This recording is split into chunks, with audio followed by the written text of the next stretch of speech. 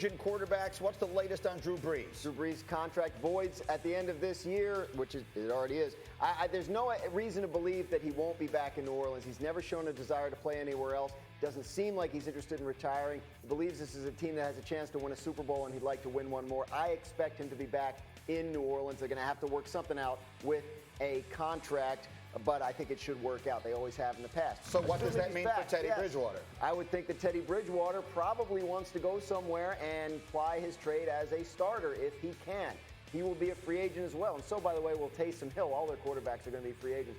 So Bridgewater might get an offer. He got an offer to start in Miami last year. If he gets an offer somewhere he likes better, he could leave New Orleans for bigger money and a bigger job. And how about Phillip Rivers?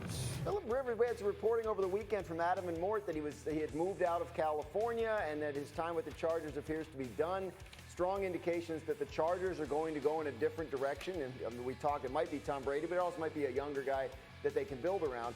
Rivers will be an interesting guy to watch. He's older. If there's a team that thinks they're a quarterback away from a championship, Tennessee, if they don't bring back Ryan Tannehill, someone like that, it could be an interesting fit there. One of the biggest stories heading into the NFL offseason is the future of Dak Prescott, the Cowboys quarterback. The big question remains, will the Cowboys be able to sign Prescott to a long-term deal? Yesterday, Stephen Jones addressed the contract situation. He said, it's, quote, been urgent for us. We certainly want to get that done. That's our number one priority as we go into the offseason, is to hopefully find some resolution to it and get that done. So Dan Graziano has told us there's the offer that's on the table, obviously, for Dak. But Bart Scott was on our show yesterday, and he brought up the point that maybe Dak should take less money to help his overall team.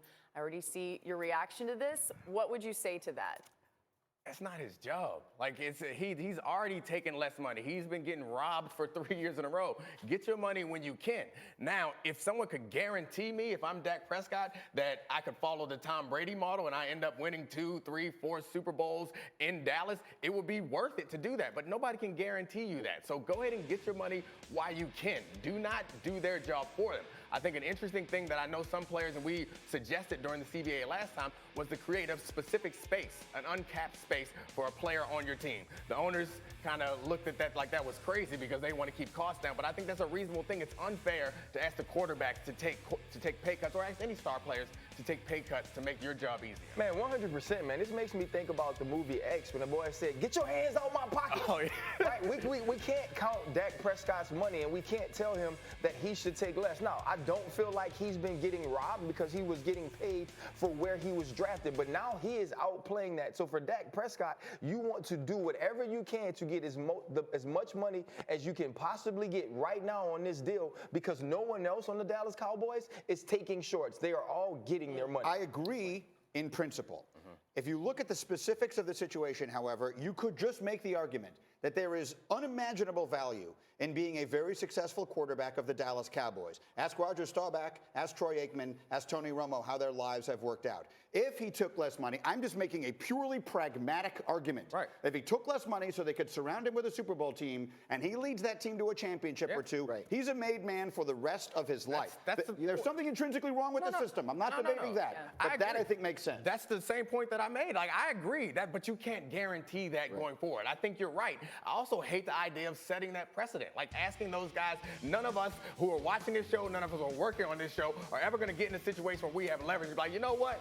I don't need all that money that y'all making. Give it to somebody else. No, it's not fair to expect that of a quarterback, especially one who's been playing under market value. By the way, you never hear NFL owners say, like, oh, well, let's take a little bit less in this next TV deal or whatever than we possibly could get. I mean, look, any deal that's ever been done, the team wants to get the player for as little as they can. The player wants to get as much as he can. At some point, there will be an agreement, but you don't take less. The Cowboys have $80 million in salary cap. I only say that because there is an intrinsic value in winning if you are the quarterback. But That's the only argument I make. There's only one story that we know specifically where a guy has taken less money and he's been overall more successful. That guy also had Bill Belichick as a head coach. You can't promise Dak Prescott that he will reap the rewards difference in wins and losses, and that's an issue. That's the thing. No one disagrees with you. I would suggest this to Dak Prescott. I'd say play for free if you could guarantee that you could win 6 Super Bowls, because the upside of being a Dallas Cowboy quarterback that won 6 Super Bowls is endless. But you can't guarantee. That's a risk that he shouldn't have to take, and he should be unwilling to take, frankly. I do like it. I like the idea of the Bird exemption, if you will. Call it the Brady exemption. Call it whatever you want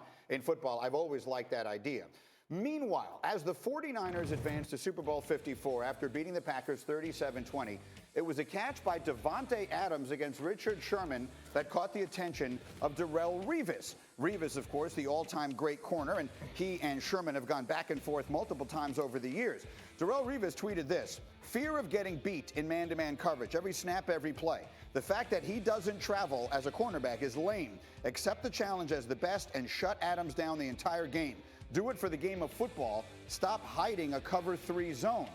Richard Sherman, the day of the game, I mean, he was still celebrating winning the NFC Championship, tweeted back, "I would go in on this, has been, but I have a Super Bowl to prepare for. Enjoy the view from the couch. Your 9th year looked a lot different than this, LMAO." So you guys both, of course, played in the defensive secondary.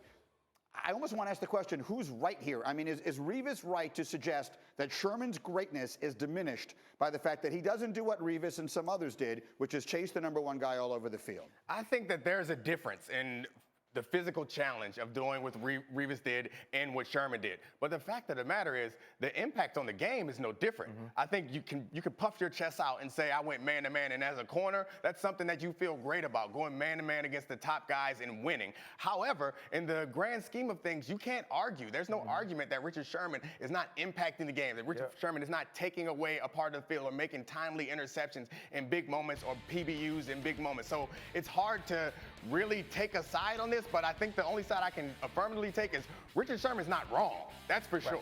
The big thing is this. It's about what's important to you. What's important to Richard Sherman is completion percentage. What's important is the amount of touchdowns I've given him. What's important is interceptions. So if you look at his numbers, he is making sure that doing what he is asked to do by his team, he is one of the all-time greats. And that's what matters. My issue is this.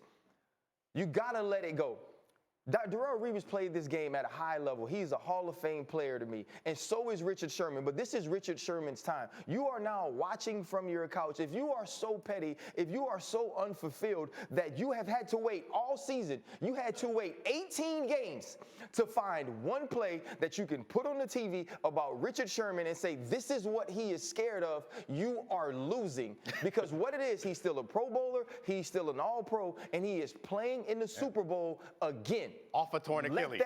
Okay, so we'll have more on that as we go. Obviously, Sherman's a big piece of this, but it is another member of the secondary playing in the Super Bowl that I know you two guys want to take a closer look at. Listen, I know everybody is super excited about Patrick Mahomes, and we understand what he can mean to the game. But listen, when we do this, it's about the DBs, and Tyrann Mathieu is just as important to this Kansas City Chiefs defense as Patrick Mahomes is to their offense, both as their leader and their leading playmaker. There's Tyrann right there. He's versatile. He's playing the nickel corner at this spot. He sometimes plays safety. They're going up against, the Titans know what coverage, or excuse me, they know what coverage they're in. They're in a cover 2, where they're responsible for this flat, this corner is. Mathieu is responsible for this hook, and the safety is responsible for this half. They know this on the other side, so they're going to attack this by doing this. They get him out of here, then they're going to take him to the flat and wheel him up, which takes the flat defender out of there and opens up, it should open up, an easy pass for Davis across there. Now let's watch this play.